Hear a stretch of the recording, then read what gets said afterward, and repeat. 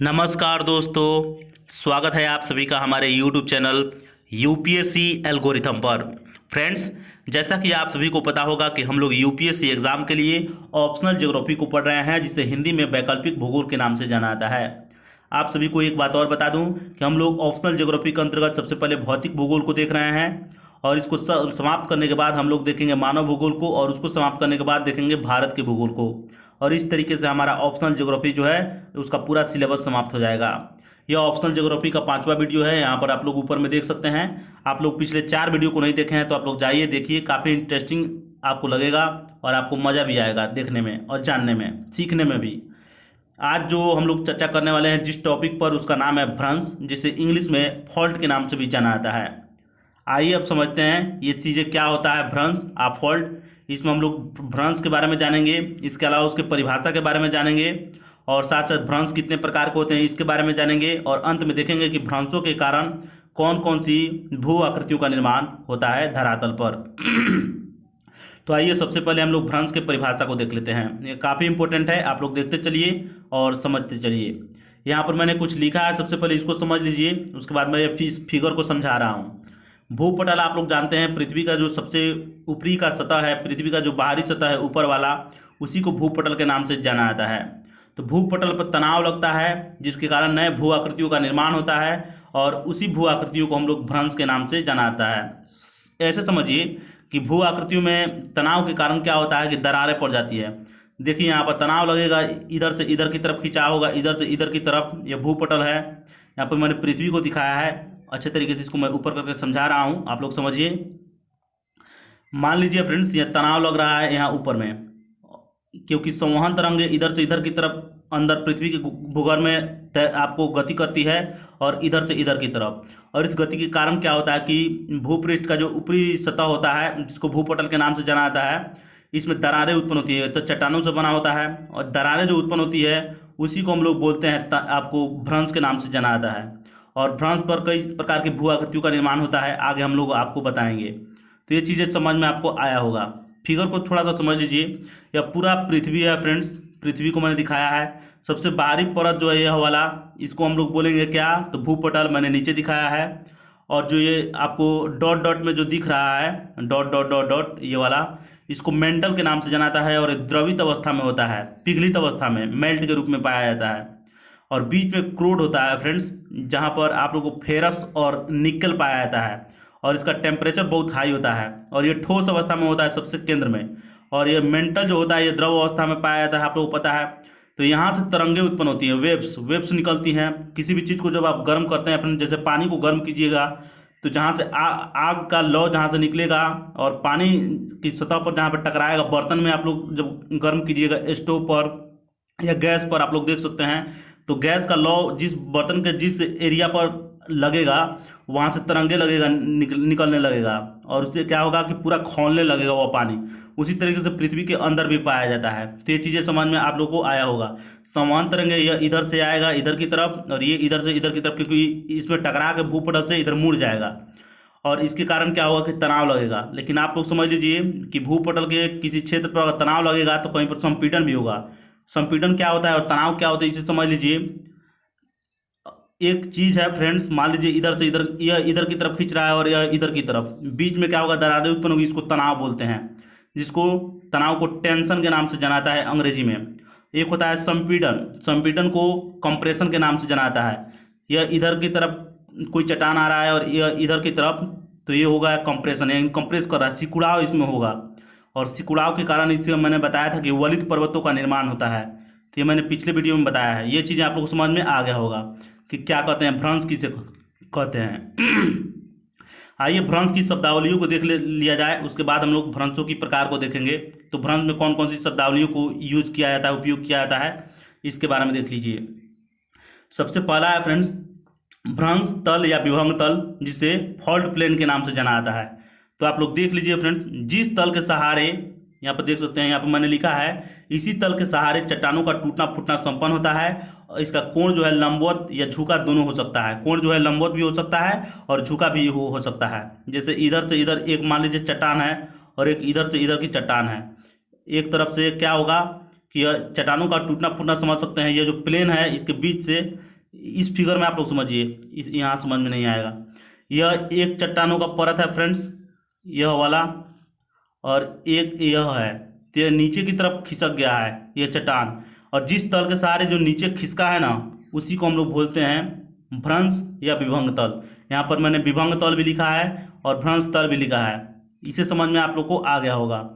आशा करता हूँ आप लोग को समझ में आया होगा। ये फिगर काफ़ी इंपॉर्टेंट है, आप लोग ध्यान से इसको देखिएगा तो समझ में आपको आएगा। अब आइए भ्रंश तल का नमन, नमन मतलब झुका हुआ होता है। तो भ्रंश तल द्वारा क्षैतिज दिशा पर बनाए गए कोण को भ्रंश तल का नमन कहते हैं। तो क्षैतिज दिशा पर, क्षैतिज दिशा मतलब पृथ्वी का जो ऊपरी सतह है उसी के पैरेलल, ठीक है। तो भ्रंश तल द्वारा, तो भ्रंश तल आप लोग ये विभंग तल देख सकते हैं। इस तल द्वारा किस किसके दिशा पर, तो क्षैतिज दिशा पर। तो क्षैतिज दिशा आपको यही ना हुआ, यहाँ पर जो एंगल यहाँ पर बन रहा है यह वाला, एक बार मैं और दिखा दे रहा हूँ इस फिगर में, आप लोग ध्यान से देखिए। यही जो एंगल है फ्रेंड्स, इसी को भ्रंश तल का नमन के नाम से जाना जाता है। यह एंगल यहाँ पर भी बन सकता है, यहाँ पर भी आप लोग एंगल के नाम से जान, इस एंगल को देख सकते हैं। ये चीज़ें आप लोग को समझ में आया होगा। थोड़ा सा कठिन है, जटिल है, इसको मैं बोर्ड पे होता ना तो अच्छे तरीके से आपको समझाता पिक्चर बना बना करके, लेकिन यहाँ पर थोड़ा सा जटिल है समझा पाना। लेकिन मैं आशा करता हूँ आप लोग को समझ में आएगा। बहुत आसानी तरीके से मैंने सारी चीज़ों को यहाँ पर इकट्ठा किया हुआ है। तो भ्रंश तल का नमन आपको समझ में आया होगा। अब लटकती भित्ति क्या होता है इसको जान लीजिए। यह है लटकती भित्ति। 3 नंबर, भ्रंश तल के ऊपरी पृष्ठ। यह भ्रंश तल जो है फ्रेंड्स, इसका ऊपरी पृष्ठ जो है यह वाला, इसी को हम बोलेंगे लटकती भित्ति, ठीक है।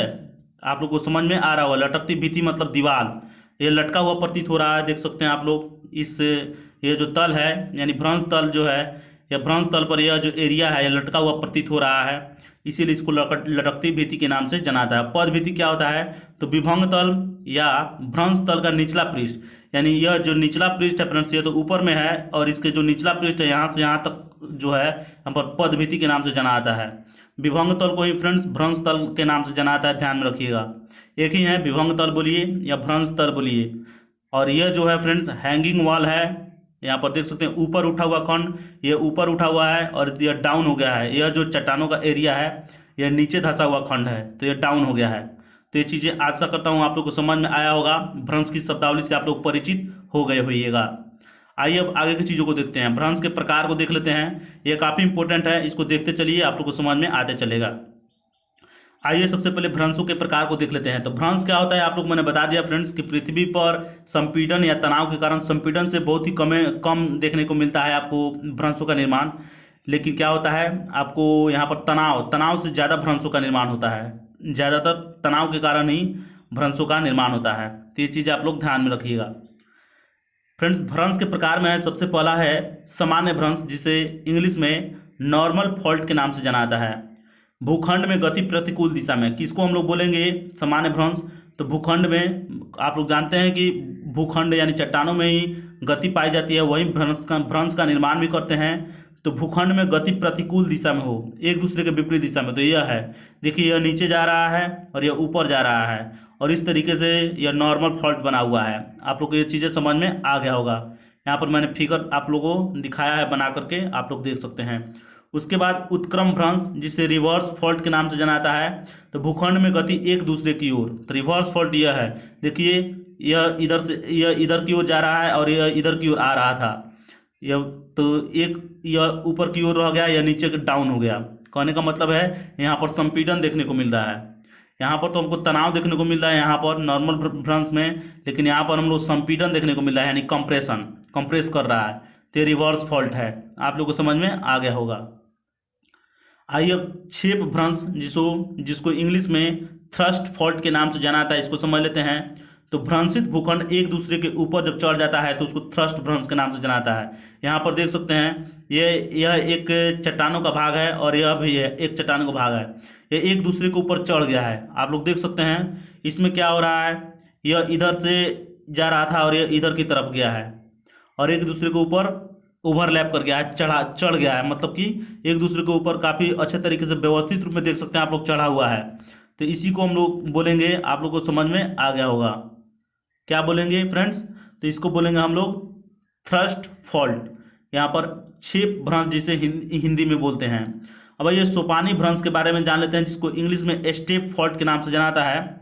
सोपानी भ्रंश जो होता है फ्रेंड्स, यह कई समानांतर भ्रंश पट्टी का निर्माण करता है कई समानांतर भ्रंश पट्टी का निर्माण करता है और यह सीढ़ीनुमा होता है। यहाँ पर देख सकते हैं स्टेप फॉल्ट है और इसकी ढाल जो है एक निश्चित दिशा में होती है। देखिए इधर से इधर की तरफ ये सीढ़ीनुमा है, ये आप लोग देख सकते हैं।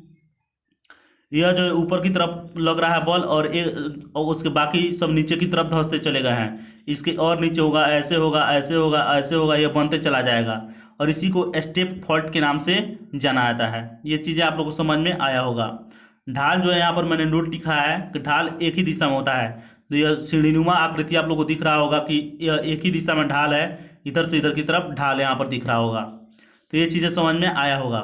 अब आइए 5 नंबर को देख लेते हैं, पार्श्वीय नतिलंबी सर्पण भ्रंश, जिसको इंग्लिश में लेटरल और स्ट्राइक स्लिप फॉल्ट्स के नाम से जाना जाता है। यह भ्रंश में गति जो है क्षैतिज दिशा में होती है। देख लीजिए यहाँ पर यह इधर की तरफ जाएगा और ये इधर की तरफ। इस फिगर में आप लोग देख सकते हैं स्ट्राइक स्लिप फॉल्ट, इसका उदाहरण यहाँ पर मैंने दिखा दिया है फिगर में, आप लोग को समझ में आ रहा होगा। तो इस तरीके से कितने प्रकार के भ्रंश आपको देखने को मिले, 5 प्रकार के, सामान्य भ्रंश, उत्क्रम भ्रंश, क्षेप भ्रंश, सोपानी भ्रंश और पार्श्वीय या नतिलंबी सर्पण भ्रंश। तो चलिए अब आगे की चीज़ों को देखते हैं। अब आइए भ्रंश जनित भू आकृतियों को देख लेते हैं, कौन कौन सी भू आकृतियां हैं इसके बारे में। तो फ्रेंड्स मैंने यहाँ पर लिखा है, वैसे तो भ्रंश के कारण अनेकों भू आकृतियों का निर्माण होता है, जिनमें प्रमुख है भ्रंश घाटी। देखिए यह डाउन हो गया है और यह ऊपर उठा हुआ है, यह ऊपर उठा हुआ है और इससे ऊपर यह उठ गया है, तो इसको भ्रंश पर्वत के नाम से बोलते हैं।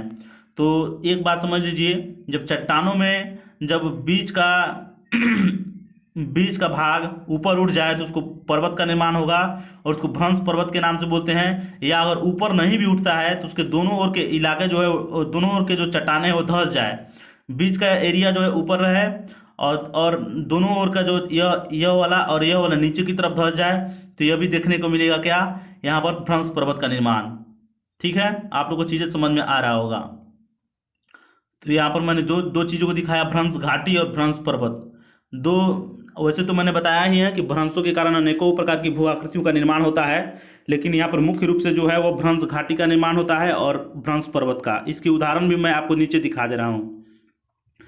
ये देख सकते हैं यहाँ पर एक तरफ वॉसजेज पर्वत है और एक तरफ ब्लैक फॉरेस्ट पर्वत है। यह जर्मनी में है ब्लैक फॉरेस्ट, और वॉसजेज पर्वत जो है यह फ्रांस में है, और राइन घाटी जो है यह यूरोप में पड़ता है। तो ये चीज़ें आप लोग ध्यान में रखिएगा। ये काफ़ी उत्तम उदाहरण है भ्रंश के। यहाँ पर ये डाउन हो गया है, देखिए यहाँ पर ये सारी चीज़ें डाउन हो गई हैं और ये ऊपर उठा हुआ ही है। तो इस तरीके से ब्लैक फॉरेस्ट का निर्माण हुआ है और यह ऊपर उठा हुआ है, तो इसके हम बोल सकते हैं भ्रंश पर्वत है। यह भी वॉसजेज भी भ्रंश पर्वत है और यह भ्रंश घाटी है। राइन घाटी जो है भ्रंश घाटी है जो यूरोप में पड़ती है। तो फ्रेंड्स आशा करता हूँ ये सारी चीज़ें आप लोगों को समझ में आया होगा। वीडियो आपको अच्छा लगा हो तो लाइक कीजिए, अपने दोस्तों में शेयर कीजिए। मिलेंगे फिर नेक्स्ट वीडियो में किसी नए टॉपिक के साथ, तब तक के लिए बने रहिए हमारे चैनल के साथ। नमस्कार, धन्यवाद।